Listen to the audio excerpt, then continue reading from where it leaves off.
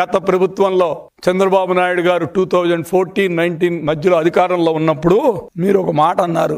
పాపం ఆయన చూస్తే నాకు ఎంతో బాధేస్తుంది. ఎట్లా చెప్పించారో రమణ దీక్షితులు ప్రధాన పూజారి నోటి నుంచి కూడా ఒక అబద్ధాన్ని చెప్పించినటువంటి సమర్థత అంటే ఫేక్ పార్టీ అంటే వైసీపీ, ఫేక్ పీపుల్ అంటే వైసీపీ. మీరు చివరికి మీరు ఎంత దాకా వెళ్ళారంటే ప్రధాన పూజారి గారు రమణ దీక్షితులు గారి నోటి నుంచి కూడా ఒక అబద్ధాన్ని చెప్పించగలిగినటువంటి సమర్థత వైసీపీ పార్టీ, ఫేక్ పీపుల్. చివరికి ఆయన సర్దుకొని ఇది నేను ఆ రోజున అనాల్సిన పరిస్థితుల్లో నేను చెప్పానని చెప్పి బాధపడుతూ ఆయన స్టేట్మెంట్ ఇవ్వడం జరిగింది. దానికి సంబంధించింది ఆర్కాలజీ సర్వే ఆఫ్ ఇండియా, ఇది ఆర్కాలజీ సర్వే ఆఫ్ ఇండియా ఇచ్చిన రిపోర్ట్స్. వాళ్ళు ఏం చెప్పారయ్యా అంటే ఇది పింక్ డైమండ్ కాదు, ఇదిగో ఈ నీలం, ఇది మైసూరు మహారాజు గారు వాళ్ళ పిల్లాడు మెడలో వేసుకున్నటువంటి హారాన్ని టీటీడీకి ఇచ్చారు అని చెప్పి చెప్పడం జరిగింది. ఇదిగోండి ఇక్కడ కనపడుతుందే, ఇదే ఈ అయ్యవారి మెడలో ఉన్నటువంటిది, ఇదే. ఇప్పుడేం మాట్లాడతారు?